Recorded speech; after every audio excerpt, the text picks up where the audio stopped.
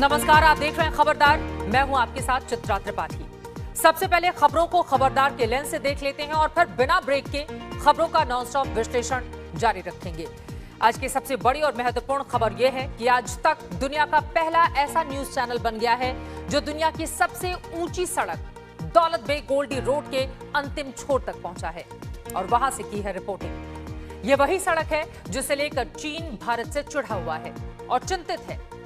ये सड़क चीन को बहुत चुभती है क्योंकि इसकी मदद से भारतीय सेना को चीन पर जबरदस्त वार करने और उसे रोकने की ताकत मिलती है। अब तक आप इस सड़क के बारे में सुनते रहे थे, लेकिन आज आप साक्षात इस सड़क को देखेंगे। मेरे सहयोगी गौरव सावंत ने इस सड़क पर 255 किलोमीटर लंबा सफर किया है और भारत की सबसे महत्वपूर्ण सड़क से आपके लिए रिपोर्ट तैयार की है। यह सड़क बनाना किसी युद्ध से कम नहीं है। जो लोग इस सड़क को बना रहे हैं वो बड़े राष्ट्रभक्त हैं। इनके जज्बे को समझना आज बहुत जरूरी है। ये आज का सबसे बड़ा विश्लेषण है। इसके अलावा आपको बताएंगे कि चीन ने पैंगोंग में भारत के सामने कौन सी ऐसी शर्त रख दी है जिसे पूरा करना असंभव है। चीन पैंगोंग में भारत को पीछे धकेलना चाहता है, लेकिन भारत के तेवर भी सख्त हैं। पैंगोंग में चीन की नई साजिश को आज समझना होगा। इसके साथ ही आपको रक्षा मंत्रालय के उस नोट के बारे में भी बताएंगे जो पहले अपलोड हुआ और कुछ मिनटों में उसे वेबसाइट से हटा लिया गया। इस नोट में चीन को लेकर क्या लिखा था, यह आपको पता होना चाहिए। और आज आपको लेबनान की राजधानी बेरूत लेकर चलेंगे। वहां हुए धमाके के वीडियो लगातार पूरी दुनिया में ट्रेंड कर रहे हैं, लेकिन किसी को यह नहीं पता कि इस धमाके की वजह क्या थी। आज हम आपको बेरूत से एक्सक्लूसिव ग्राउंड रिपोर्ट दिखाएंगे।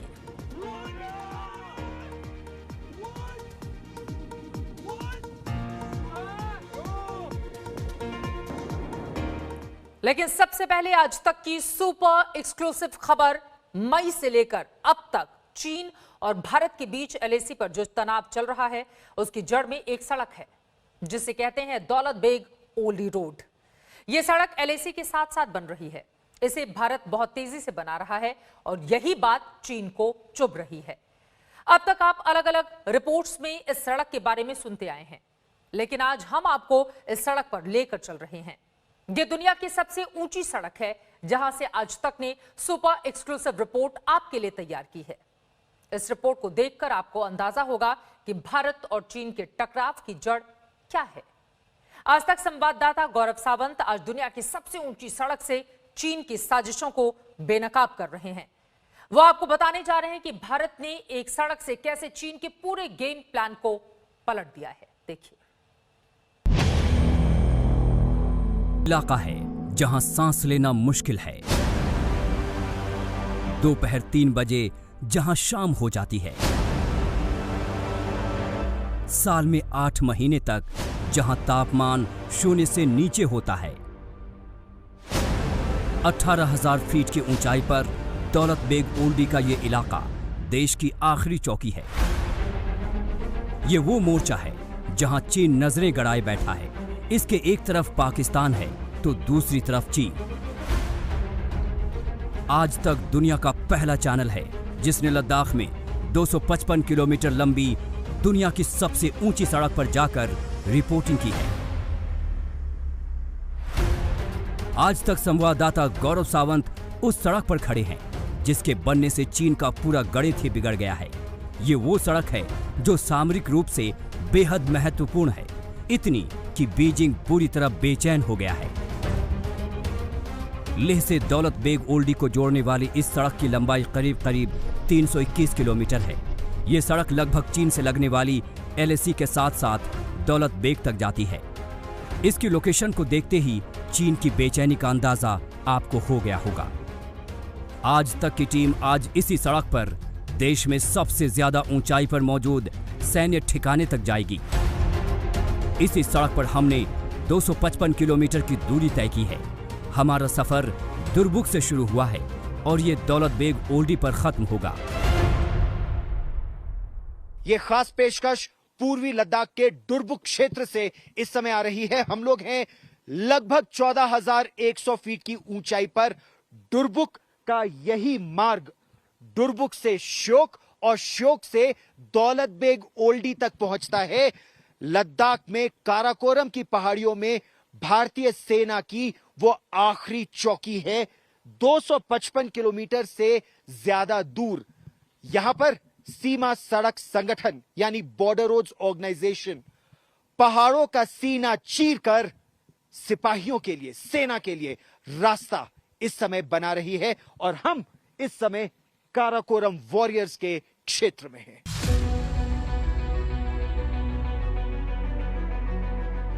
सबसे कठिन मोर्चे वाली सड़क पर कुछ किलोमीटर चलते ही हमें चुनौतियां दिखाई देने लगी। हर तरफ ऊंची पहाड़ियां, चौड़ी खाई, तेज धार से बहती नदियां और इस सब के बीच खतरनाक सड़क।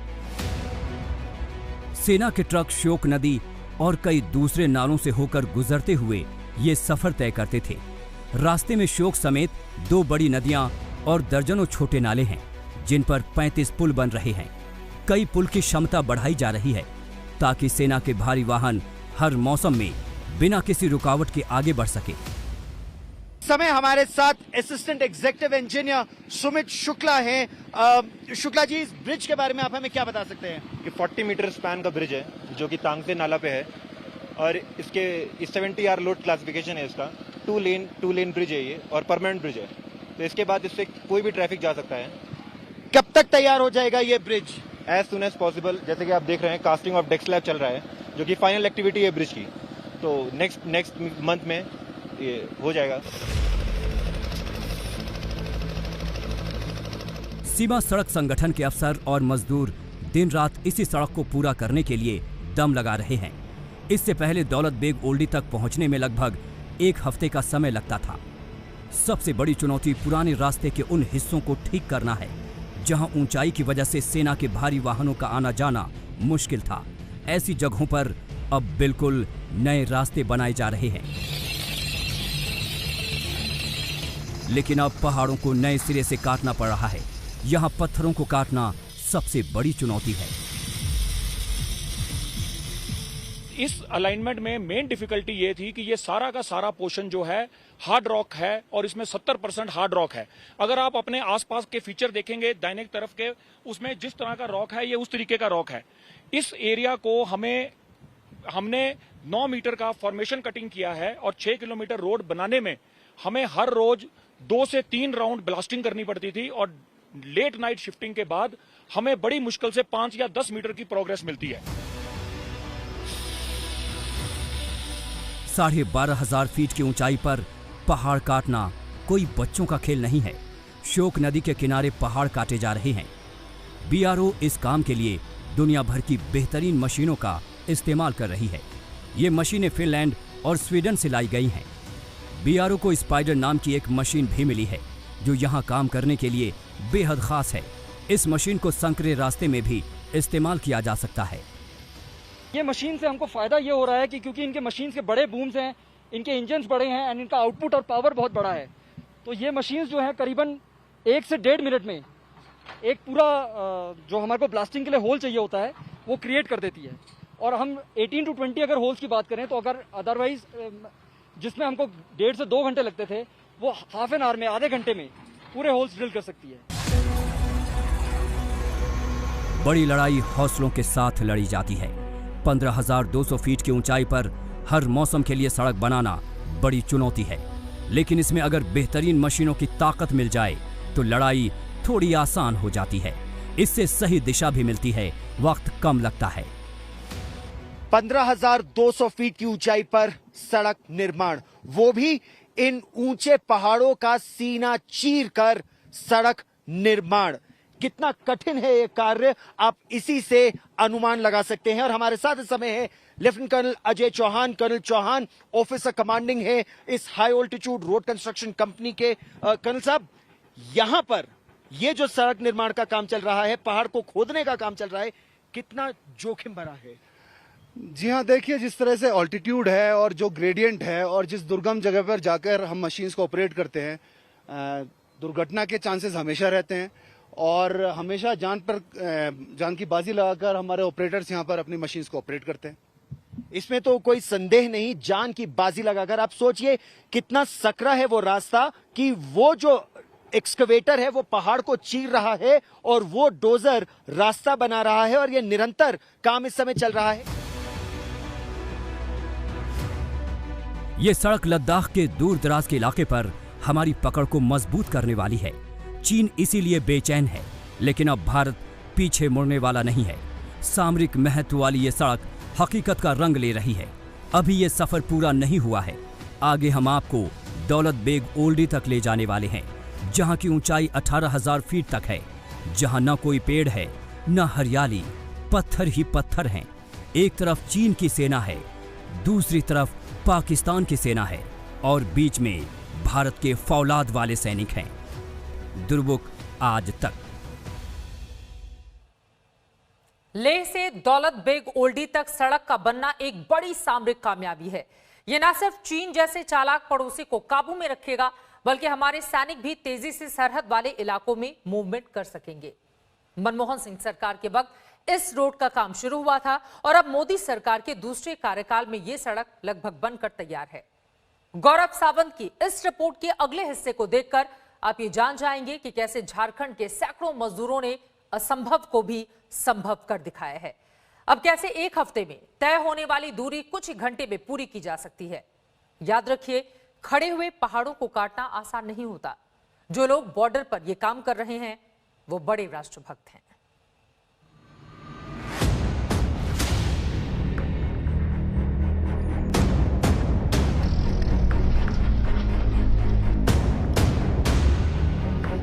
लेह से दौलत बेग की सड़क का हर हिस्सा सामरिक महत्व का है।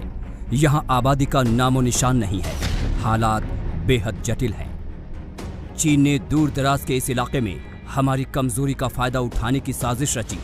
उसने खुद तो बॉर्डर के बिल्कुल करीब सड़क बना ली, लेकिन उसे भारत के सड़क बनाने पर आपत्ति है। चीन की यह नीयत उसकी जमीन हड़पने की साजिश की पोल खोलती है। श्योक नदी पर बनाया गया ये पुल उसकी साजिश का जवाब है और वो एलएसी के पास भारत की बढ़ती ताकत को देखकर बहुत बेचैन है।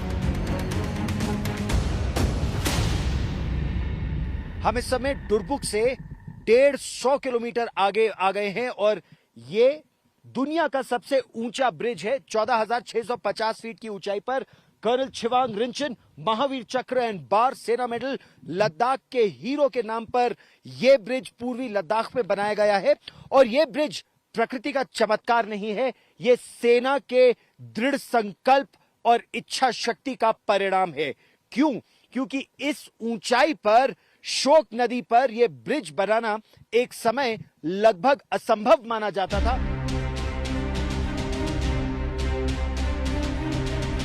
श्योक नदी पर बना ये पुल हर मौसम में इस्तेमाल किया जा सकता है।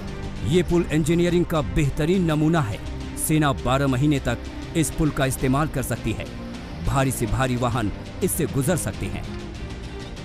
ये बताइए, जब ये ब्रिज नहीं बना था, ये रक्षा मंत्री राजनाथ सिंह ने अक्टूबर 2019 में इसका उद्घाटन किया। उससे पहले हमारे सिपाही और हमारी गाड़ियां कैसे जाती थी? क्या नदी पार करती थी? उससे पहले नदी क्रॉस करनी पड़ती थी। जब नदी का फ्लो बढ़ता था तब थोड़ी दिक्कतें आती थी। वहां पे बीच में एक ब्रिज है, लेकिन नदी का पानी इतना हो जाता था कि इसको एरियल केबल वे के यूज करते हुए क्रॉस किया जाता था। बट अब ये ब्रिज है तो ये ऑल वेदर कनेक्टिविटी हो गई है आगे की तरफ। 14,650 फीट की ऊंचाई पर यह लोहे का ब्रिज भारत के लौह संकल्प का प्रतीक है कि इंफ्रास्ट्रक्चर डेवलपमेंट बॉर्डर एरियाज में भारत के हित में है और राष्ट्र हित सर्वोपरि रखते हुए बॉर्डर इंफ्रास्ट्रक्चर का काम निरंतर चलता रहेगा। और 255 किलोमीटर लंबी यही सड़क DSDBO रोड इसका प्रमाण है।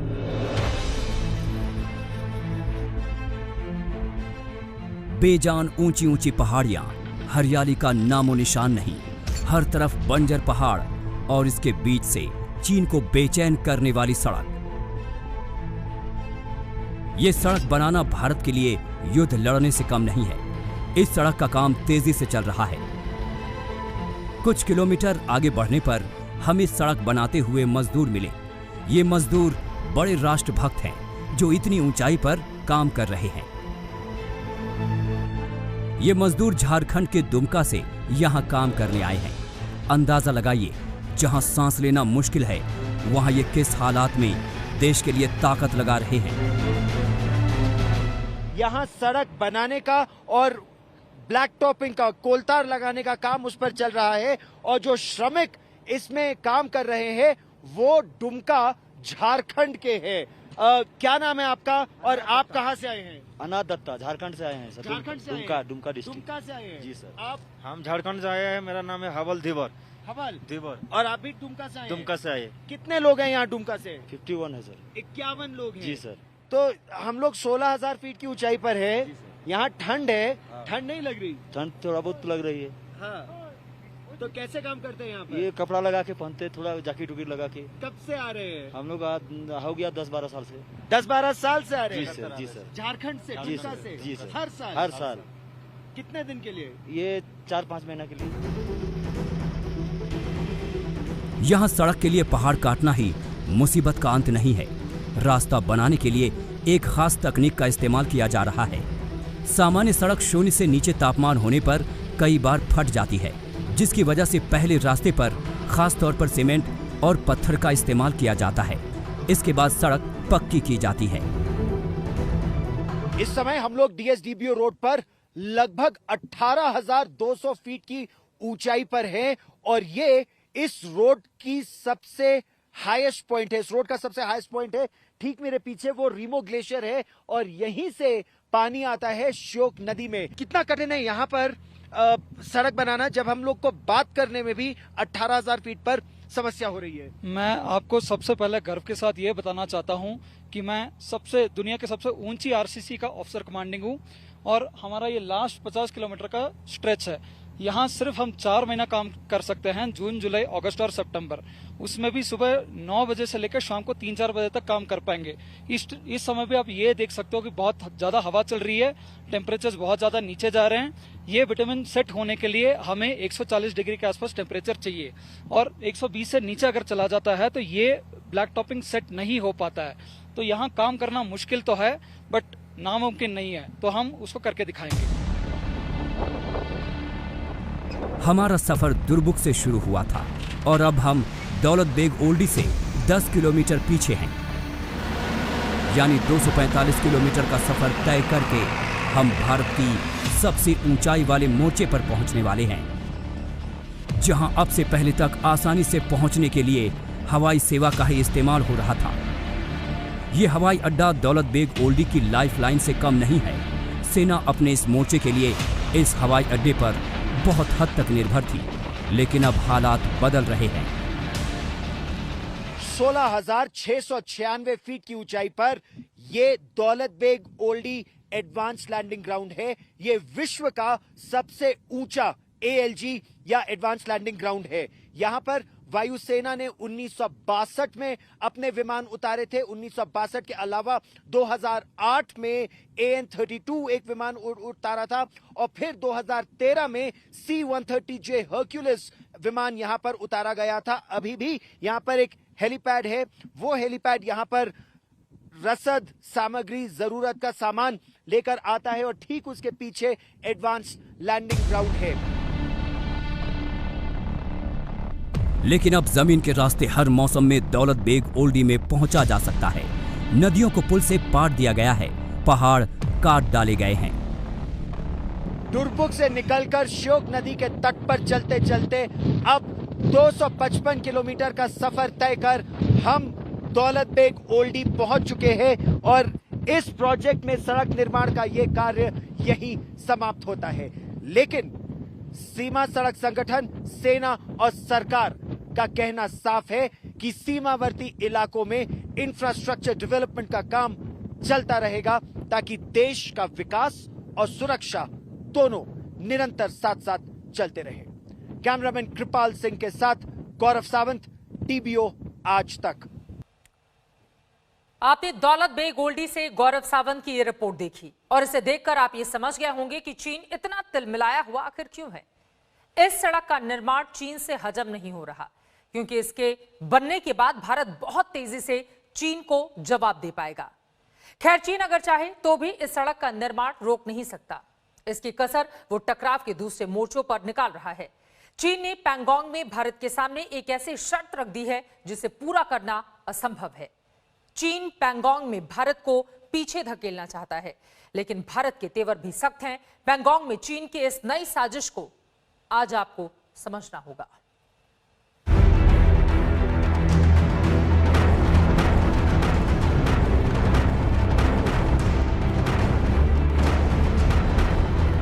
था अभी भी यहां पर एक हेलीपैड है, वो हेलीपैड यहां पर रसद सामग्री जरूरत का सामान लेकर आता है और ठीक उसके पीछे एडवांस लैंडिंग ग्राउंड है। लेकिन अब जमीन के रास्ते हर मौसम में दौलत बेग ओल्डी में पहुंचा जा सकता है। नदियों को पुल से पाट दिया गया है, पहाड़ काट डाले गए हैं। डुरबुक से निकलकर श्योक नदी के तट पर चलते चलते अब 255 किलोमीटर का सफर तय कर हम दौलत बेग ओल्डी पहुंच चुके हैं और इस प्रोजेक्ट में सड़क निर्माण का यह कार्य यहीं समाप्त होता है। लेकिन सीमा सड़क संगठन, सेना और सरकार का कहना साफ है कि सीमावर्ती इलाकों में इंफ्रास्ट्रक्चर डेवलपमेंट का काम चलता रहेगा ताकि देश का विकास और सुरक्षा दोनों निरंतर साथ साथ चलते रहे। कैमरामैन कृपाल सिंह के साथ गौरव सावंत, टीबीओ आज तक। आपने दौलत बेग ओल्डी से गौरव सावंत की ये रिपोर्ट देखी और इसे देखकर आप ये समझ गए होंगे कि चीन इतना तिलमिलाया हुआ आखिर क्यों है। इस सड़क का निर्माण चीन से हजम नहीं हो रहा क्योंकि इसके बनने के बाद भारत बहुत तेजी से चीन को जवाब दे पाएगा। खैर, चीन अगर चाहे तो भी इस सड़क का निर्माण रोक नहीं सकता। इसकी कसर वो टकराव के दूसरे मोर्चों पर निकाल रहा है। चीन ने पैंगोंग में भारत के सामने एक ऐसी शर्त रख दी है जिसे पूरा करना असंभव है। चीन पैंगोंग में भारत को पीछे धकेलना चाहता है, लेकिन भारत के तेवर भी सख्त हैं। पैंगोंग में चीन की इस नई साजिश को आज आपको समझना होगा। भारत और चीन का टकराव 5 मई से चल रहा है। इस टकराव के बीच कई बार बातचीत हो चुकी है, पीछे हटने के वादे हो चुके हैं। दोनों देशों की सेनाएं थोड़ी दूर तक पीछे हटी भी हैं, लेकिन पैंगोंग का तनाव सुलझने का नाम नहीं ले रहा। नीले रंग की खूबसूरत पैंगोंग झील अगले महीने से जमनी शुरू हो जाएगी, मगर चीन की हरकतों ने माहौल में आग लगा रखी है। पैंगोंग में भारत और चीन के बीच एक बार फिर तनाव बढ़ रहा है, क्योंकि चीन ने भारत के सामने असंभव सी मांग रख दी है। हुआ यह है कि पहले तनाव कम करने के लिए भारत और चीन दोनों ने अपने सैनिकों को पीछे हटाने पर सहमति बनाई। दोनों ही देश फिंगर 4 से पीछे हटे, लेकिन पीछे हटने के बाद चीन ने फिंगर 5 पर अपनी सैन्य तैनाती को बढ़ा दिया। उसने ऐसी मांग रखी है जो भारत को कभी मंजूर नहीं हो सकती, यानी उसने आग में घी डाला है। पैंगोंग झील के फिंगर 5 से पीछे हटने के लिए चीन ने शर्त रखी है। चीन ने कहा है कि भारत फिंगर 3 से भी पीछे हटे, तभी उसकी सेना फिंगर 5 से पीछे हटकर फिंगर 8 तक जाएगी। यहां आपको बता दें कि भारत फिंगर 8 तक LAC के होने का दावा करता रहा है। भारत के सैनिक फिंगर 4 तक पहले से ही रहते हैं। भारत के सैनिक फिंगर 4 तक पहले से ही रहते रहे हैं। कोर कमांडर लेवल की बातचीत के बाद भारत पहले ही फिंगर 4 से पीछे हट चुका है। भारत की सेना फिंगर 3 के आसपास है।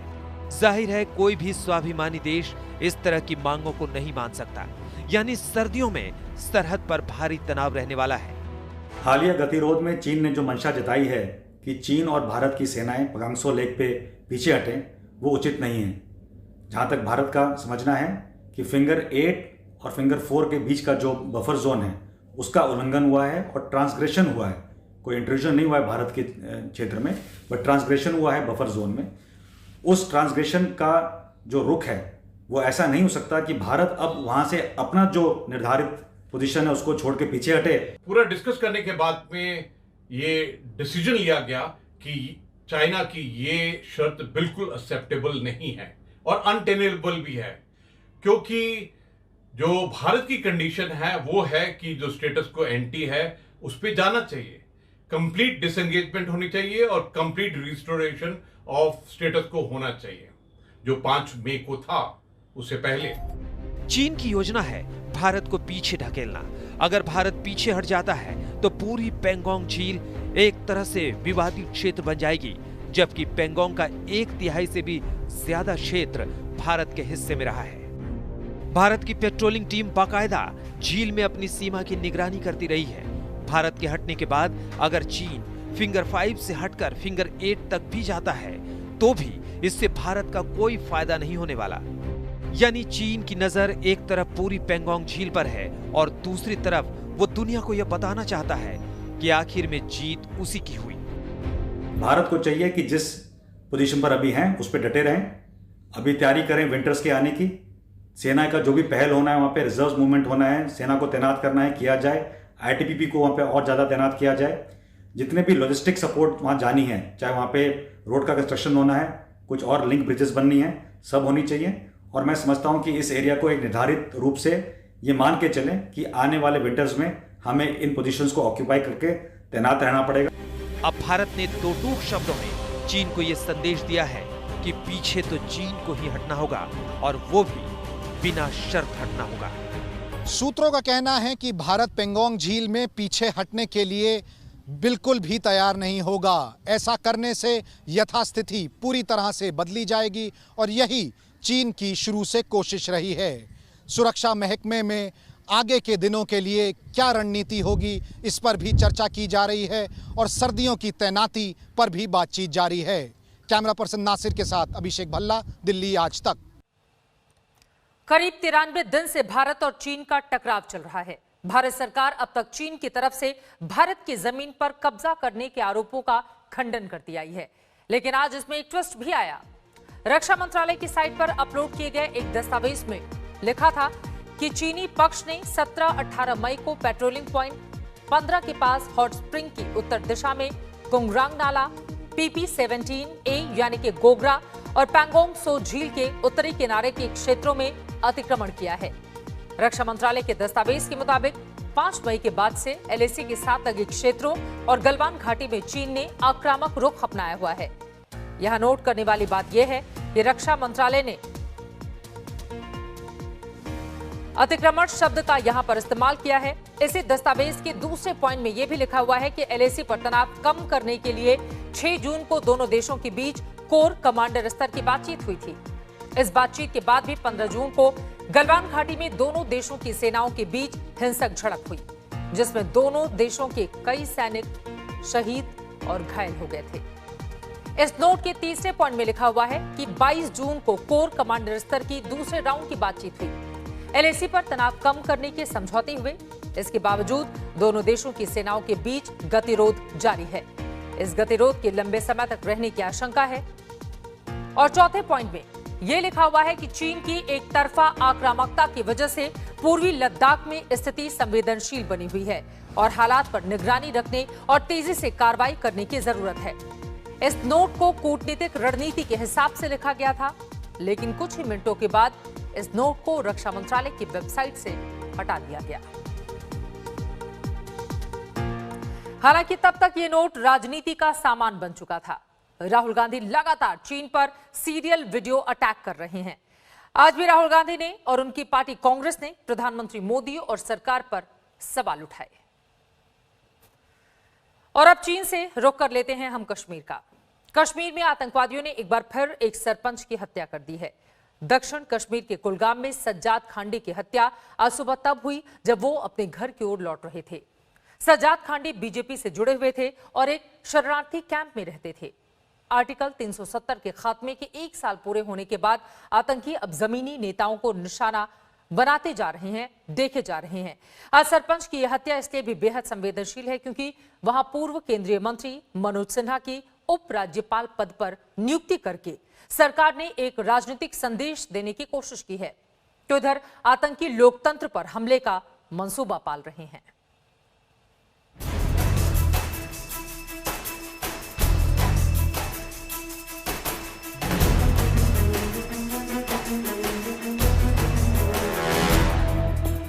कश्मीर में लोकतंत्र का एक और नुमाइंदा लहूलुहान होके लेटा है। दक्षिण कश्मीर के कुलगाम में बीजेपी के टिकट पर चुने गए सरपंच सज्जाद खांडे की आतंकियों ने गोली मारकर हत्या कर दी।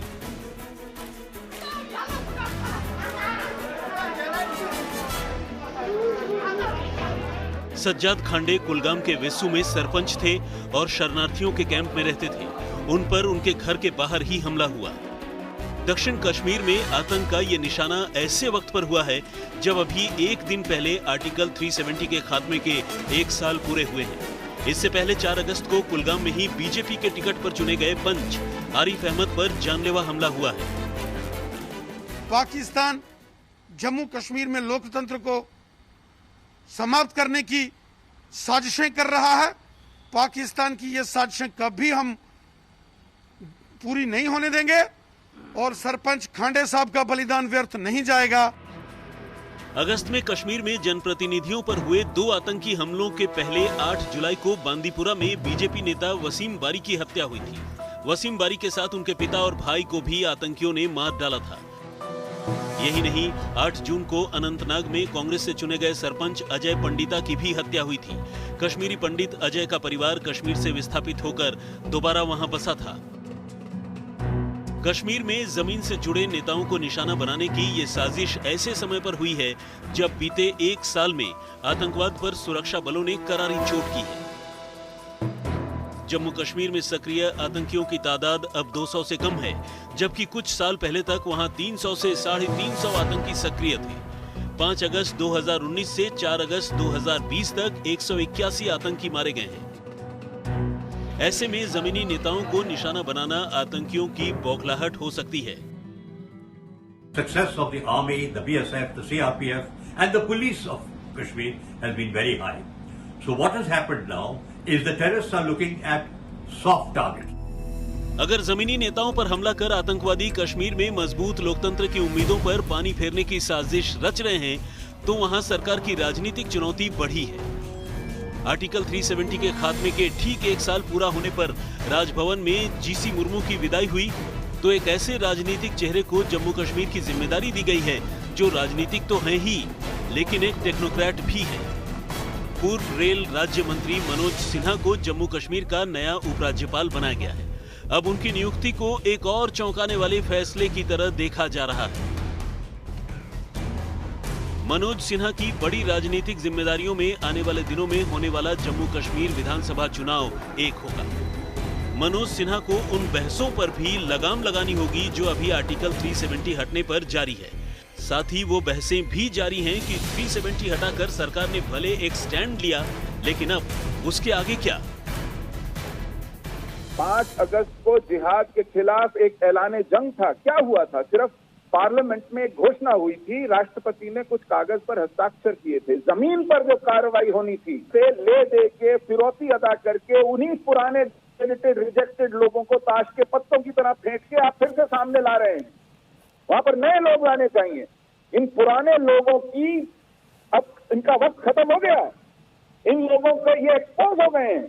AIIMS, IIM Jammu and Kashmir और लद्दाख में आ रहे हैं। 5300 कश्मीरी पंडित परिवार, उनका पुनर्वास करवाया है हमारी सरकार ने 370 खत्म होने के बाद। ये बड़ी बात है। वैसे 370 हटने से पहले कश्मीरी नेताओं की ओर से ये दावा हुआ था कि अगर 370 हटा तो कश्मीर में कोई तिरंगा नहीं उठाएगा। लेकिन 5 अगस्त 2020 की श्रीनगर के लाल चौक की ये वो तस्वीर है जब बीजेपी की रुमिसा रफीक ने भारत के स्वाभिमान को हवा में लहरा दिया। ऐसे में चुनौती सरकार की है कि वो किसी और सज्जाद खांडे को आतंक का शिकार होने से बचाए। शुजाउल हक के साथ अशरफ वानी, श्रीनगर, आज तक। कश्मीर में आतंक रोकने की भारत की चुनौती लगातार बरकरार है, क्योंकि पाकिस्तान वहां गड़बड़ियां फैलाने से बाज नहीं आता। जम्मू कश्मीर के डीजीपी दिलबाग सिंह ने पाकिस्तान के इरादों पर एक बड़ा खुलासा किया है। दिलबाग सिंह ने कहा है कि पाकिस्तान ड्रोन के जरिए हथियार और गोला बारूद भेजने की कोशिश कर रहा है। दिलबाग सिंह के मुताबिक कुपवाड़ा, हीरानगर, कठुआ और राजौरी में ड्रोन से हथियार और गोला बारूद भेजने की साजिश पकड़ी गई है। दिलबाग सिंह ने दावा किया है कि ड्रोन वाली साजिश इसलिए रची गई है क्योंकि कश्मीर में सक्रिय आतंकवादियों के पास अब हथियारों और गोला बारूद की बेहद कमी है। कश्मीर में गड़बड़ी फैलाने की पाकिस्तान की कोशिशें कैसी हैं, इसका सबूत सीमा पार से पाकिस्तान फायरिंग के आंकड़ों से भी समझा जा सकता है। 2020 के पहले 7 महीनों में पहले से 75% ज्यादा फायरिंग पाकिस्तान की ओर से हुई है। 2019 में जनवरी से जुलाई के बीच 267 बार सीज फायर उल्लंघन हुआ है। जबकि 2020 में 487 बार सीज फायर तोड़ा गया है। वैसे कश्मीर में आतंकवाद फैलाने वाला पाकिस्तान और उसे समर्थन देने वाला चीन अपनी लाख कोशिशों के बावजूद कश्मीर में अंतर्राष्ट्रीय दखल के मंसूबों में कामयाब नहीं हो पा रहा है। यूएनएससी में कश्मीर मसले को उठाने वाले चीन को एक बार फिर से मुंह की खानी पड़ी है। आर्टिकल 370 के खात्मे के बाद कश्मीर पर तीसरी बार बहस कराने की कोशिश को यूएनएससी ने तवज्जो नहीं दिया।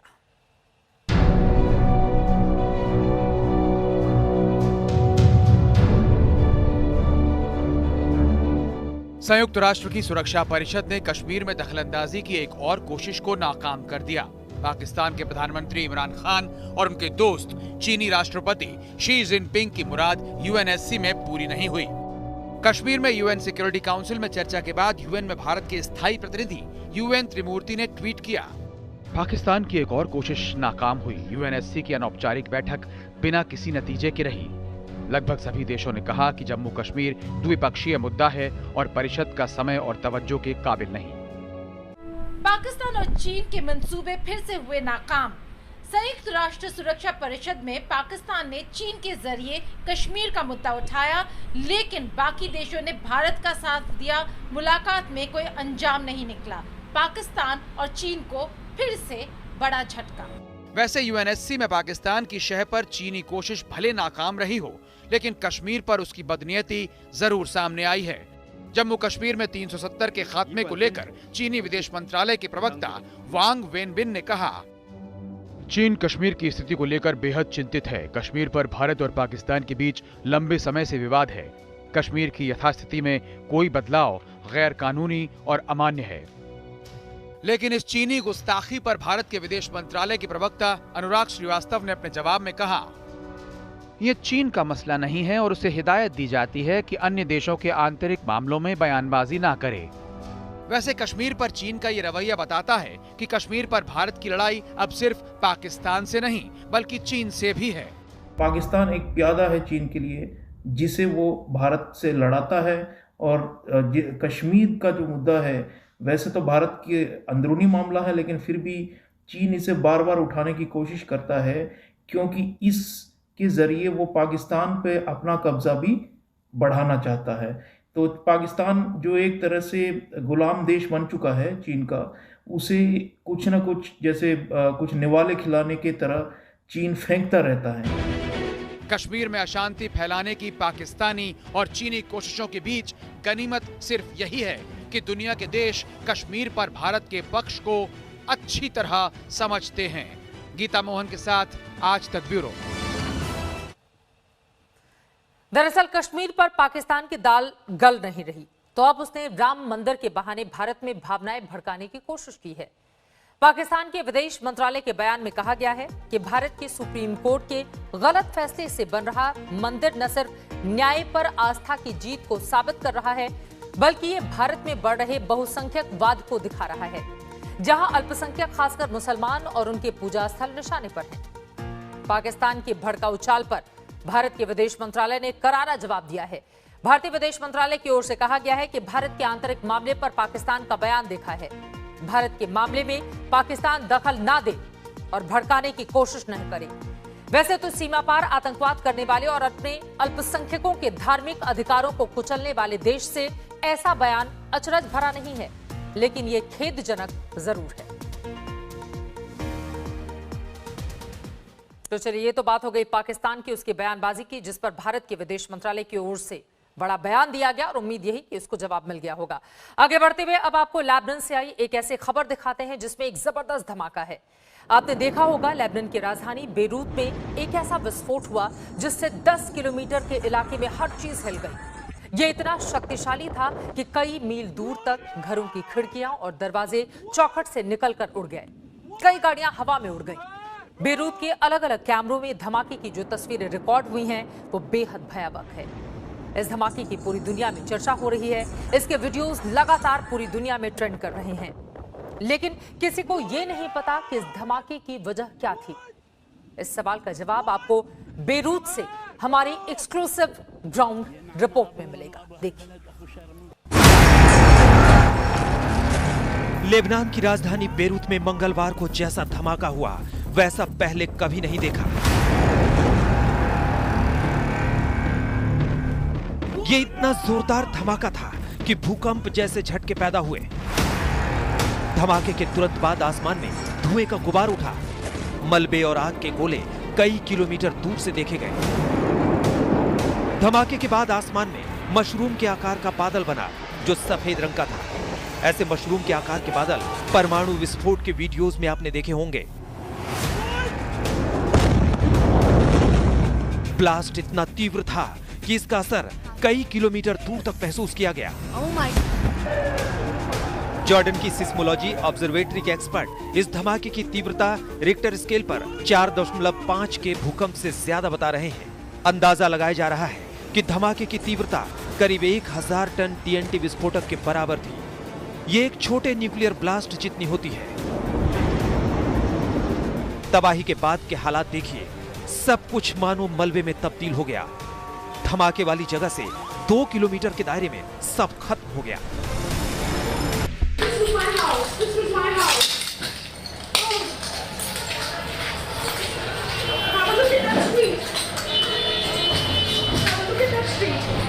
Everything in the house is gone. We've lost everything. And people, everyone's lost everything, it seems. We don't know how many casualties there are yet. I haven't managed to find my work permit. We've somehow managed to find our passports. धमाके के समय इस चलती हुई car के driver का संतुलन अचानक खो गया। धमाके से कारें खिलौने की तरह कई मंजिल तक ऊंचाई तक उछल गईं। कई इमारतें एक पल में धराशायी हो गई। 10 किलोमीटर दूर तक इमारतों के कांच टूट गए। धमाके की आवाज इतनी जोरदार थी कि लोगों को कुछ देर तक कुछ भी सुनाई नहीं दे रहा था। इस धमाके में मरने वालों की संख्या अब बढ़कर 70 तक पहुंच गई है और 4000 से ज्यादा लोग घायल हैं।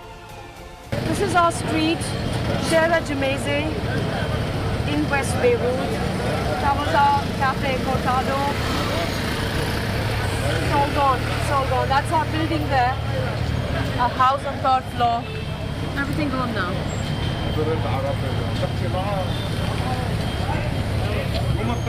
A lot of volunteers, Lebanese men and women, boys and girls now on the streets. They're clearing up crushed glass. They're clearing up the debris on their own. Red Cross's office is right here. Again, young people volunteering, trying to provide first aid. अब सबके मन में यही सवाल है कि इतना बड़ा धमाका कैसे हुआ।